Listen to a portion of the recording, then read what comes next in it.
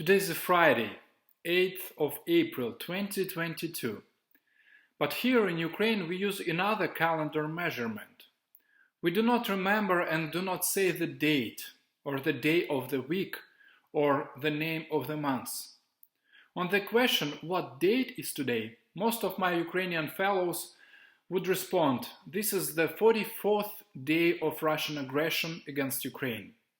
In the evening, when sun comes down, we think, thanks be to God, another day of war has come to its end. This is our new Ukrainian reality. We number our days and life in Ukraine by the days of war. I cannot tell you much about the situation on the front lines because I am not an army man and do not have an access to verified information.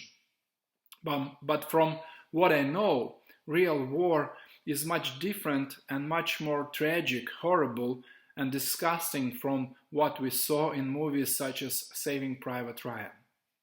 Certainly, there is a place for heroic acts of self-sacrifice on the battlefields. But unfortunately, there is much more cases of animal brutality and furious vengeance between battle sides. War wakes up all that is evil in the human nature. Along with killing and devastation, war forces people to move. Thus, more than 4 million Ukrainians have had to flee the country. Another 7 million have had to leave their cities, houses and businesses searching for a shelter in central or western Ukraine.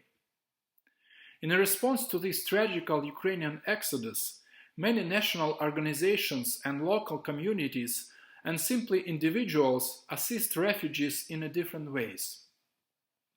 Most of refugees need to help to get out of shelled or occupied cities and territories, to find place to spend the night, to find food, to find medicine, to find transportation and a way to the borders. In the last 5 weeks, a team of volunteers from our Lutheran churches have assisted more than 500 refugees to find their way out of Ukraine to the safe places in Moldova, Romania, Poland and Germany. Most of the refugees are women, mothers with children and older people. Our pastors use their churches as shelters or transit hubs for refugees.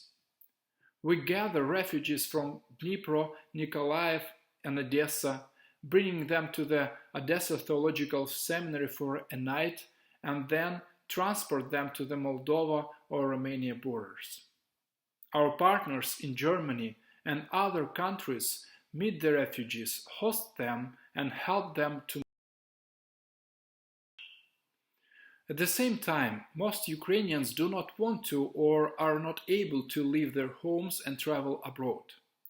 They make the difficult decision to stay in their homes with the hope to survive the war. There are different reasons for such hard decisions. Most Ukrainians have no money to travel. Some of them are in poor health. Others are afraid that their homes will be plundered in their absence. All these people find themselves in a difficult, sometimes even in a desperate situation, with no job, lack of food, deficit of medicine and absence of hope.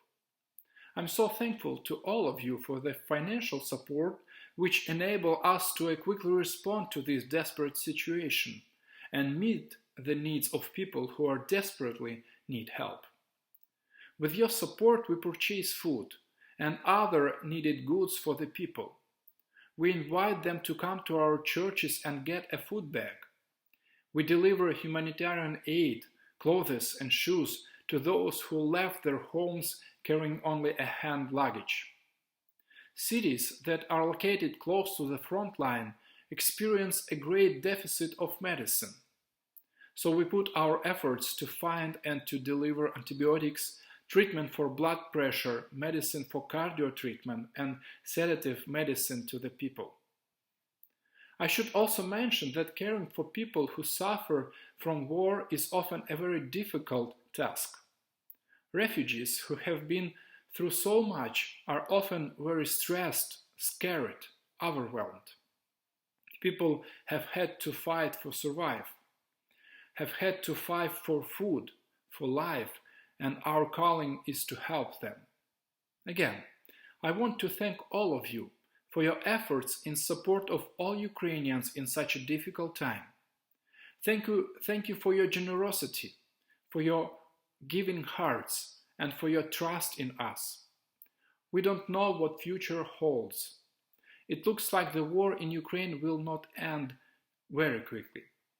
We need much strength, patience, comfort, and love from above to accomplish our human duty, to be the people of God, to be attentive and responsive to the needs of our neighbors, and to do all possible to save the life of a single child or the life of one woman or a man.